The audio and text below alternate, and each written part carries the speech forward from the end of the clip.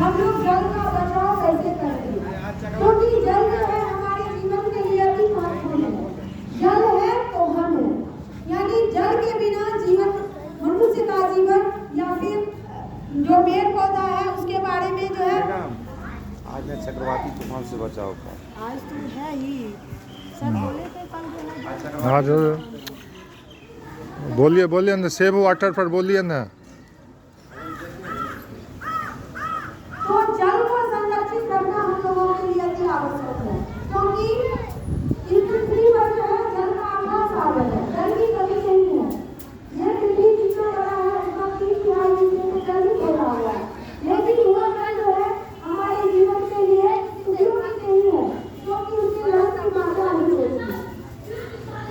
हम लोग जिस जल का उपयोग करते हैं उस जल को नहीं कर सकते हैं, और उसकी मात्रा इस पृथ्वी पर बहुत कम है, क्योंकि नदी, तालाब, झील, झरने इत्यादि के पाए जाते हैं। इसके अलावा भूमिगत जल है जिसका उपयोग हम लोग पीने के पानी के रूप में उपयोग करते हैं।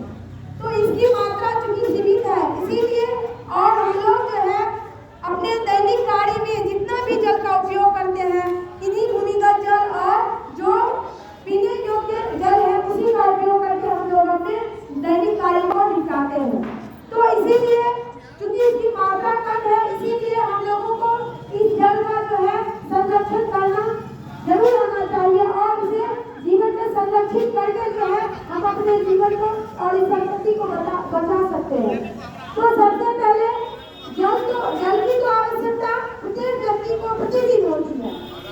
तो ऐसा नहीं है कि जल का उपयोग नहीं करेंगे, क्योंकि जल के बिना कोई भी कार्य संभव नहीं है। सबसे पहले उसके साफ सफाई, जैसे कि हम लोग जो है टॉयलेट जाते हैं, विद्यालय आते हैं और टॉयलेट का व्यवहार करते हैं, तो उसमें टॉयलेट जाने के बाद जो है जरूर जल जो है वहाँ पे स्विच दिया हुआ है साफ करने के लिए, और वहाँ उसमें जो है या फिर नल ही है तो उसमें पानी भर करके और सीट पर जहाँ बैठ करके टॉयलेट करके उसकी सफाई करके ही बाहर निकलना चाहिए।